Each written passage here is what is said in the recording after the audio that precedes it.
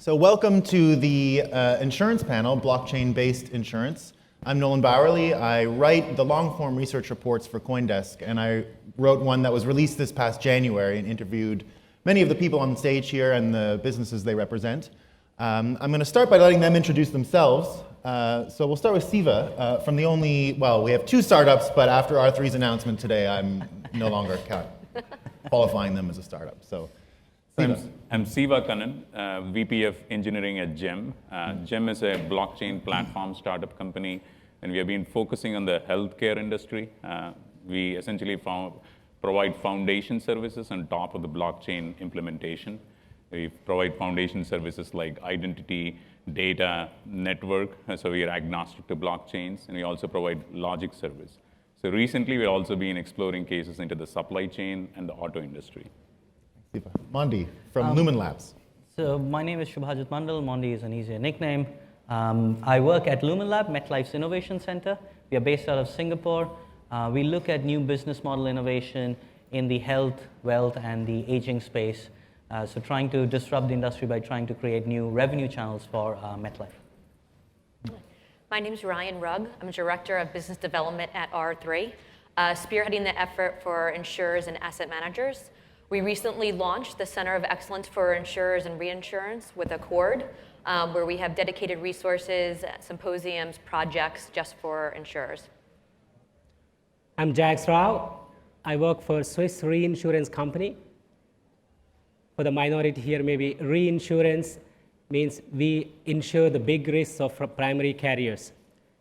And in 2015, I joined Swiss Re, and last year, I had the mandate to lead the blockchain workstream at Swiss Re with the focus of developing our agenda. And last year, we formed insurance industry's first consortium on blockchain, B3I.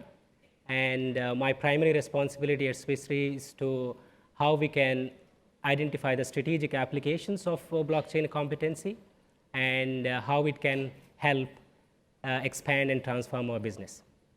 Thanks, Jax. So I want to kick off with the members of this panel who really understand their industry, so they're coming at it from an insurance point of view. And I think it'll be useful if they can share with you some of the problems they've seen in the industry. We've got millions of people processing paper and managing claims, and it's really created a type of paperwork crisis within this industry. But these fellows here will all have, I hope, an anecdote where they can describe what they've seen is wrong with the industry until now. And I'll start with you, Jags, at reinsurance. Well, I would say there's this saying of insurance is sold, not bought. And that's not by accident. Reinsurance industry for a long time have been financially healthy, but operationally less efficient. And if you look at the players involved in the value chain, starting from the insured to the agents that we have on the primary side, and then primary carriers, and then agents for the reinsurance, and then reinsurers, and all the way up to the capital markets. It's a lay of counterparties, and there is a bidirectional data flow and money flow involved. And what has happened over the years is that we have only gotten better working on silos. So when it comes to exchange of data, and that's where we still use the good old legacy setup, and that only contributes to the cycle time that is involved. And for us, when we looked at blockchain piece beginning of last year, it was more about what is the business problem that we are trying to solve.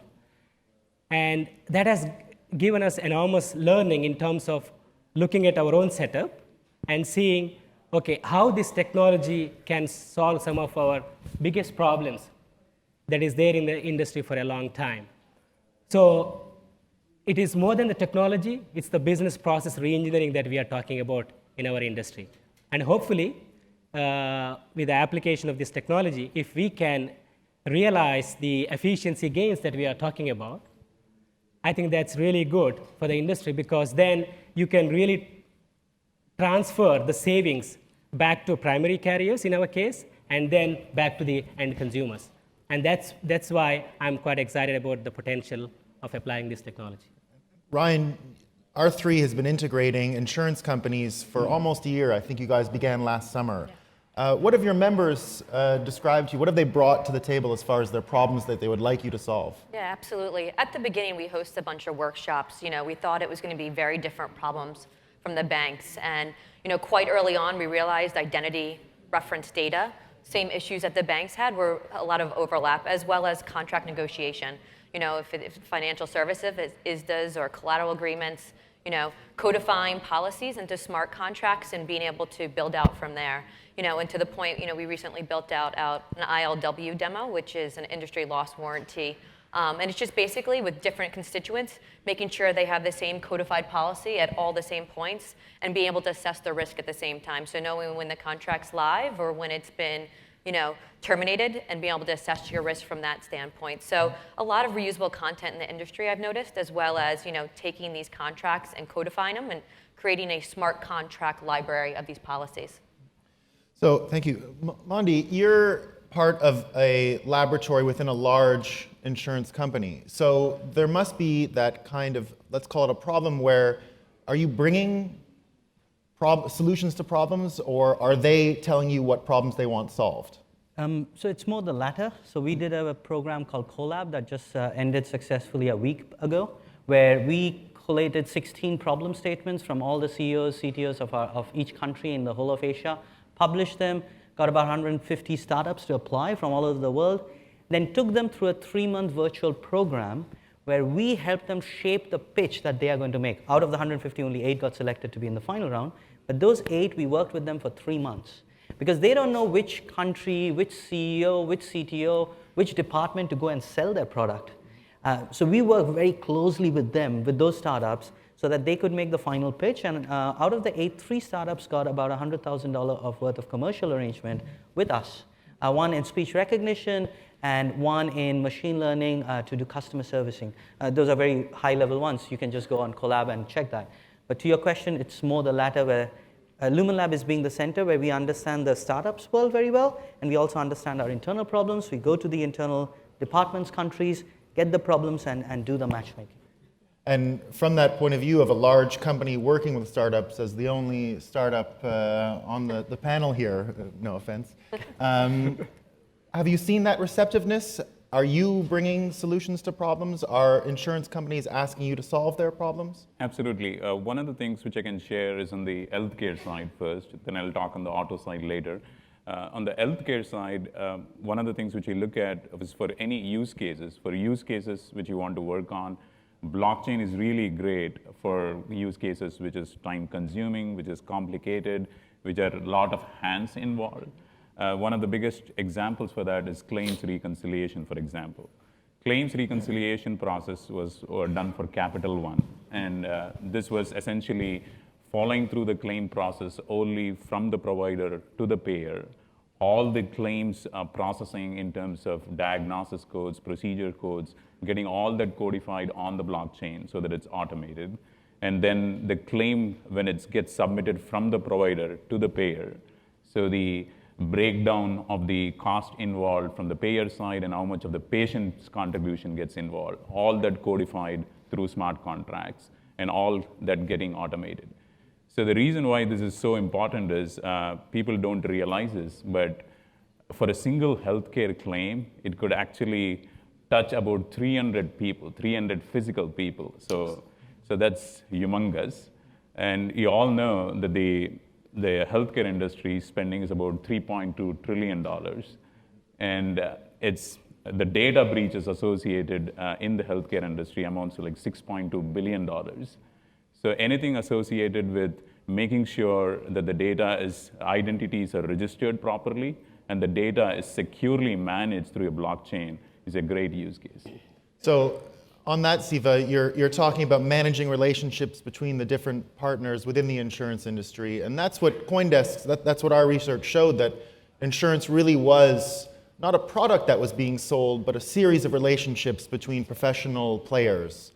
And that's what we've seen in testing. We've seen a lot of these relationships between different parties that deliver this promise to pay, which is the insurance contract.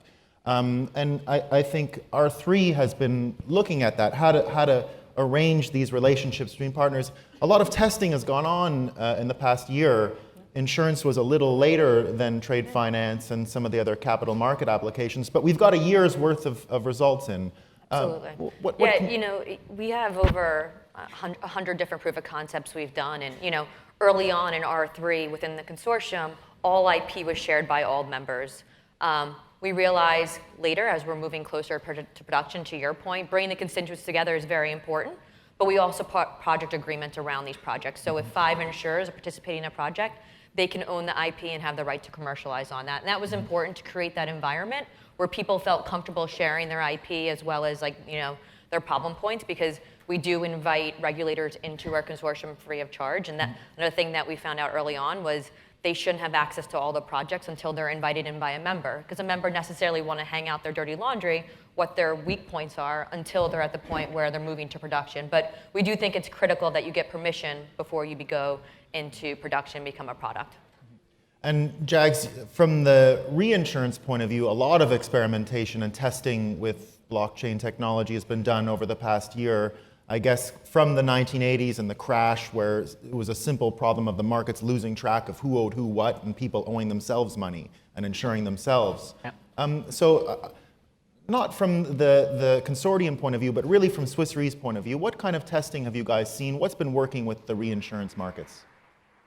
Again, we looked at, our starting point is to really see what is the problem that we are trying to solve. So if you look at the premium that we are charging to the client, nearly 5 to 10% of that is derived from the expense ratio, the reinsurance expense ratio. And our approach is, if we can bring that down significantly, let's say 15 to 25%, and then we can pass on that benefit back to our cedents and then to end customers. But then, we wanted to have a right playground to start with. And we looked at our own processes within Swiss Re. So we realized legal entities within Swiss Re, they cede risk with one another. And there, a quarterly process takes about 10 weeks to settle. So we realized this is exactly the problem that we are trying to solve. And then apply this technology. So it is the intra-group retrocession process that we undertook, did the business process analysis, and then applied blockchain so that the insurance contracts are applied there. And then you see that the results are generated, validated by counterparties, and notarized on the mutual distributed ledger. And so what you're saying is 10 weeks for already super sophisticated buyers and sellers. And this is within your own network. Yeah. And now you can easily replicate this process to the business transactions that we have with our cedents. And then more parties benefit from it. And now I go back to that analogy of the multiple layers of counterparties that we have. And within the same pipe, we can build this network and enable transaction flow across multiple layers of counterparties. And then I think the true potential of blockchain can be realized. And for us, it is to really get the hands-on experience and use that base for subsequent progressing. And in fact, I'm really glad that this has contributed to the formation of industry's first consortium on blockchain. And the foundation meeting took place in October last year at Swiss Re. And now we are 15 members, global players from the insurance, reinsurance world. We have lots of membership requests. But maybe where we disagree in our approach compared to R3 is we are really focused on what we want to do. We don't have a huge array of portfolio of cases that we would like to work on. We would like to remain focused, small enough to produce some tangible results, but also in time big enough to create the impact. And serve those sophisticated buyers and sellers. See, at the end of the day, it is about adoption. How can you drive standards, protocols, processes that is required within the industry? So I would say the difference between what you're doing is to look at those sophisticated buyers and sellers, but we do have people who are interested in serving just your general insurance consumer who is also lost in the same tangle that sophisticated buyers can't navigate. So, Jem, what has your experience been trying to serve these people who just want their promise to pay to be paid? Yeah, on the consumer side, you're specifically asking on the consumer side. Yes, is it? consumer side. So one of the things which we looked at, like as we all know, like blockchain has promises on two sides of the equation. One is on the operational efficiencies. The operational efficiencies piece was the claims reconciliation piece, which we worked on in the healthcare industry. Whereas the other one, which blockchain also has promise, is with newer business models, with newer innovative approaches of solving problems. And that's where we are exploring a project with AOE Nisei Dowa, a Japanese customer. This is on a usage-based insurance model. So essentially, a customer, as you drive a car, he pays the insurance as he drives instead of paying a yearly premium. Getting away from the annuity. Yeah, getting away from the annuity, making sure. So this model essentially drives good driving behavior as well. There is a lot of telematics data which gets sent from the car, from the driver. So if he drives really well, without rapid accelerations, without harsh brakes, then the insurance pay which he does for the trip is actually lower. So it drives good behavior, it makes sure that the consumer is happy, and the entire process is streamlined instead of a yearly premium. Which is why GEM, I guess, is working with IoT people as well, because what we have seen and what our research showed was those, and I guess James Comey, the FBI, released a public service announcement about the insurance telematics dongles being the way, the avenue into car hacking for the windshield wipers and the transmission killing. And yeah, there are multiple ways through which the data can be sucked in. One is through the dongles. There are also manufacturers getting to the DCM data. One other approach which you're also looking at is through the mobile device itself for the insurance premium part, because that provides the necessary data, driving data, and also related to accelerations and harsh brakes. And I guess at that, you're not so much interested in gathering too much personal data on the driver. It's more about what the weather was like while you're insuring for that particular drive. Absolutely. Yeah. So the PII information is all anonymized. So there is no way of tying into a specific customer, for example. It's more about providing the necessary value with the right amount of data which you need to provide that value. So the high frequency state change, which will be required to ensure the sharing economy. Yeah. So Mondi, inside of something like Lumen Labs, how much focus do you have on the different relationships that you're trying to coordinate, or is it really just to influence what MetLife is doing? Oh no, in the blockchain use case, we are building stuff outside, trying to see if we can explore something where we create something ground up.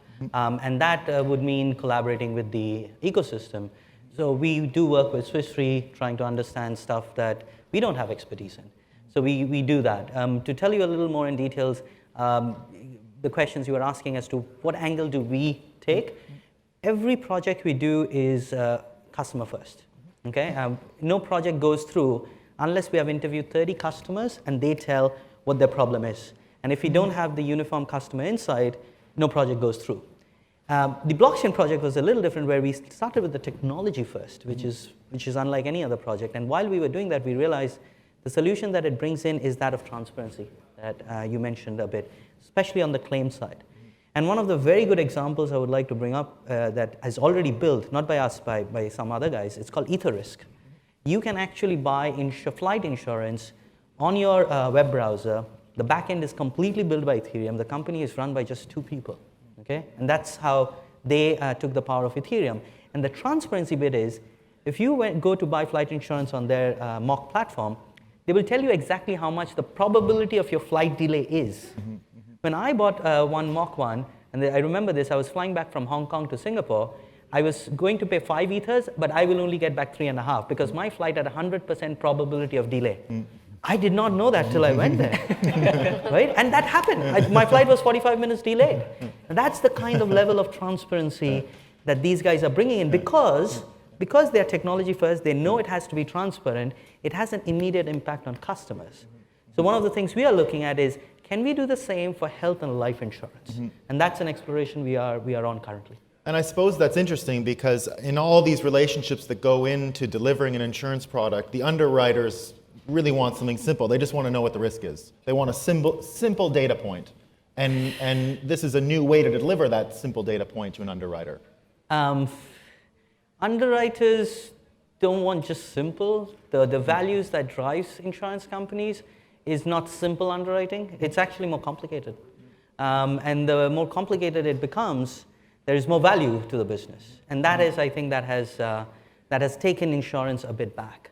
So it's our job to go and push the boundaries, or actually making it simplified.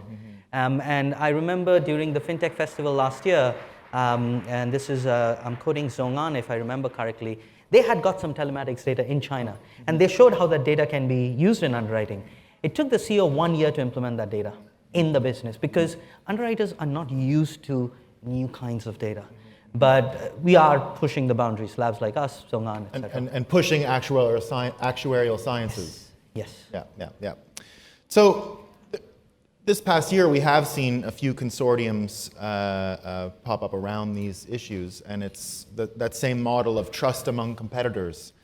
What do you provide to these competitors that allows them to operate in this environment? Absolutely. As I mentioned, IP agreements are put around every project, so people do feel comfortable sharing. You mentioned the automobile project. We're doing one as well, and I think that what's going to happen is you're going to have the applications that evolve off. Once you have the DLT, the blockchain, once the organization of data is there, you have the micro insurance and include telematics and Internet of Things and various things like that. Also, at the closure of every document, there's a project closure document that is distributed to all the members, so people can learn from one another. Why try to recreate the wheel? If already the similar project has been done, let's learn from it and let's advance. The projects are sprints; they're 8 to 12 weeks. What was a success? What was a failure? Why is it not in production? What would it take? Let's learn from one another instead of rerunning the same exact project over again. Also, we're hosting our first insurance symposium tomorrow. We have smart contract symposiums. We're working with what I call unicorns, lawyers that can actually code, which is pretty unique to taking taking insurance policies and codifying them into smart contracts, creating a library for our members to learn from, as well as, SMEs and the Corda team. The Corda team to, feed your requirements back about what you guys are building and what you need for the insurance industry back to the platform. And is this helpful to sort of run in parallel with core data standards and existing industrial standards? Absolutely, that's a really good point. So, in order for this technology to work, it is a true peer-to-peer paradigm.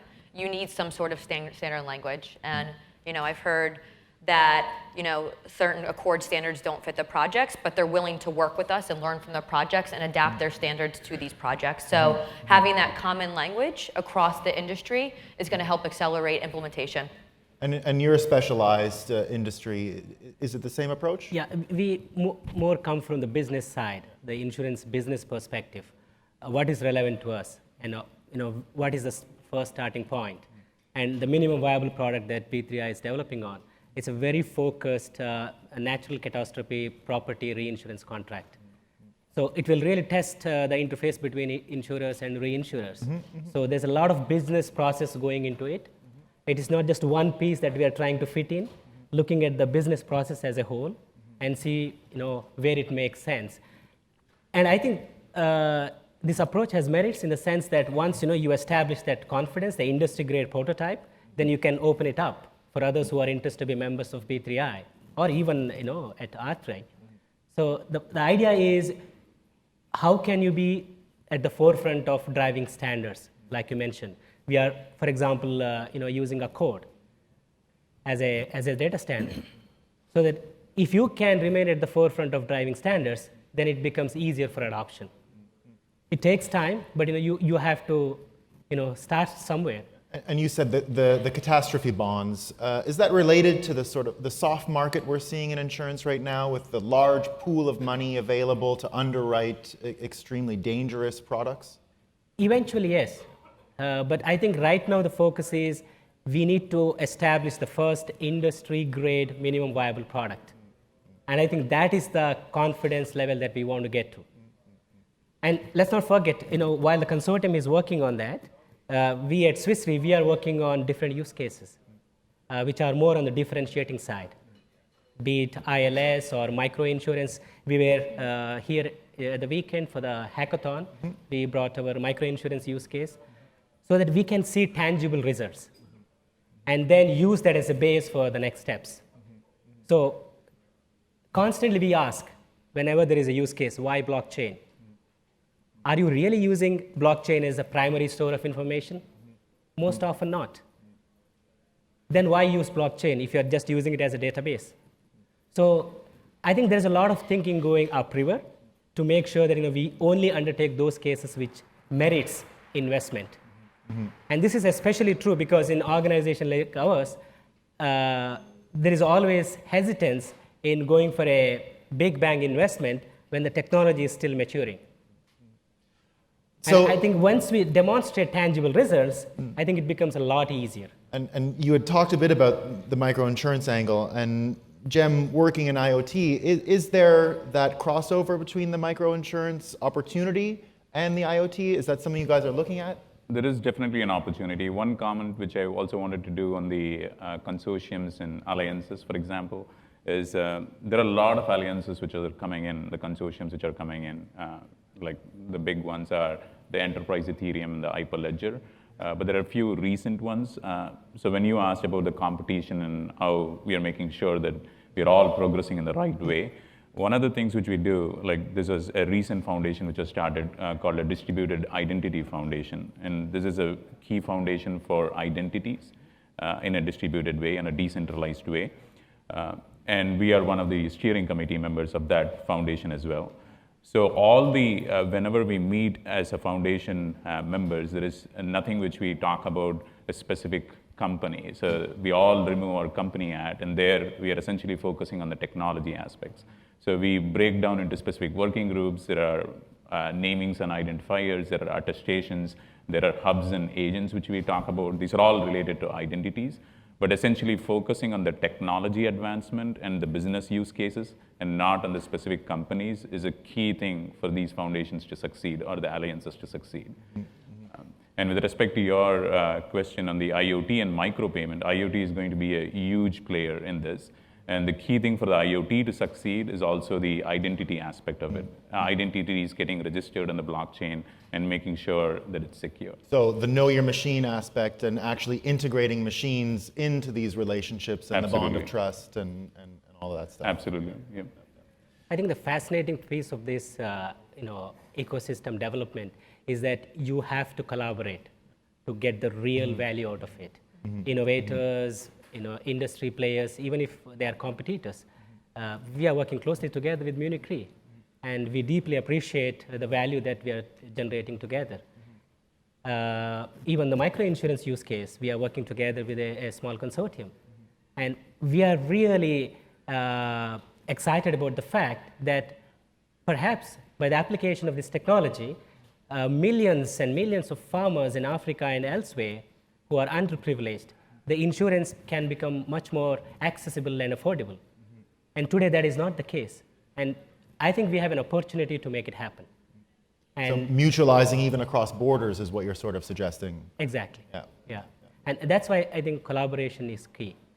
But having said that, unless there is concrete results, tough. And it's not just Africa, I don't think. You can't buy hurricane insurance in Florida anymore. And they have no one who is willing to take the risk with them. Exactly. And this is where I think if we can, in our terms, we call it the expense ratio. If you can bring down the expense ratio, the parametric products then become even more attractive. And that's where the real value can come from. Maybe Hong Kong can mutualize with Florida, and Right. hopefully they both have good seasons and no Yeah. hurricanes. So we at Swiss Re, we are very keen on, other than the B3 IPs, working together with clients. We work closely together with MetLab. Happy to be part of the project. There are other clients that we are in dialogue with for a bilateral co-innovation pilot, because we need that learning. And jointly, if we can establish those insights, we can apply that to the next phase, because we have to move out of the lab. That's clear. We have to get into a stage where we address system integration issues, scalability issues. And if we can do that together as an industry, right, That's the next growth. And that's a great point, and I would like you all to add a small piece of insight on that. What needs to happen for this to take that step? What needs to happen for this stuff to start being deployed at the consumer level and to be out in the marketplace? I would say the biggest thing is to start with the minimum set of players needed to execute a use case. One of the things which we end up doing is we try to bring in the biggest portion of executing this is not on the technology side. We always talk on the technology. I totally understand Jack's point on the scalability, performance, reliability aspects, and those are all key questions which needs to be answered. But those questions are getting answered, as a matter of fact, with various technology advancements. But the thing which is problematic is to get the right players in the network, to get them working on a specific project so that it can move from a use case level to a pilot level.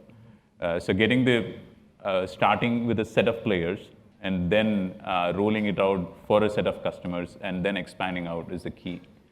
Instead of trying to get 50 players together and getting something executed. I'll answer that a bit differently. So all his points on execution are absolutely correct. We have been having a pain of trying to execute something for the past 1 year. People are always interested, but standing on the fence. So all his points are correct in terms of execution, etc. There is a technical bit within the distributed ledger technology, cryptography, which I think will shake the insurance industry. We haven't figured it out. It's the zero knowledge proof. We were just talking about the friend of mine just outside. Insurance policies are basically contracts that say pay out if XYZ happens. Insurance companies need to get access to XYZ to do that thing, but XYZ are generally for life and health insurance are personal sensitive information. If instead of the insurance company having to process that data, if the insurance company could send a smart contract to the hospital or the customer's mobile device or somewhere, get it processed and get the outcome returned to it, where they know that that code wasn't hacked into. And that's what zero knowledge proof is. Or the code could self-sign itself in some form. That will disrupt everything because that will force us to start from scratch. Because insurance companies then will be able to insure people without knowing anything about the customer.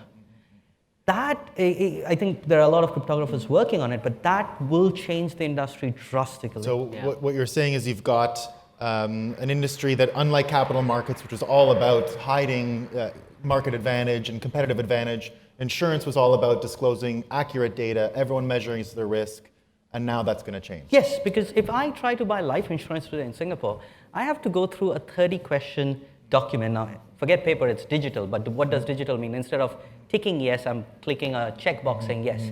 Any of the question checking no. If any of the question is yes, for example, the question is, have you been hospitalized in the past 5 years? Yes, boom, the whole system breaks. I have to go to the hospital on my own, ask for my own health records, pay for it, take it back to the insurance company, and then they can start underwriting me. That's just a Singapore quirks. Actually, that reminds me of the use case that we have worked on recently, blockchain for sensitive data. Because as insurers, reinsurers, we have the burden of this compartmentalizing users' data. It costs millions. Now, how can we use blockchain so that the control goes back to the owners of the data? So they decide who they give the information out to and what level of information they give out. And I think this is probably the progression that we need in the industry. And there also, again, it's not possible if a couple of players in the ecosystem come together and do a proof of concept. We have a proof of concept now, but we need to extend that, bring the ecosystem players together so that the real value can be leveraged. In the interest of time, let me add something to that.